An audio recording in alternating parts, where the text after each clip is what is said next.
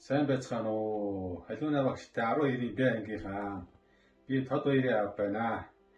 Юуны өмнө Эрдмийн уурхай болсон сургуулиа амжилттай төгсч Эрдмийн багш нарын гар дээрээс алсын аяндаа мордох гэж байгаа үр хүүхдүүдийг төгсөлтийн хонхны баярын мэнд хүргье. Мөн эхийн оронд их болж Эрдмийн номын нүрд замчилсаар өнөөдрийн энэ өдөрт хүргэж ирсэн халиуна багштай их баярлалаа.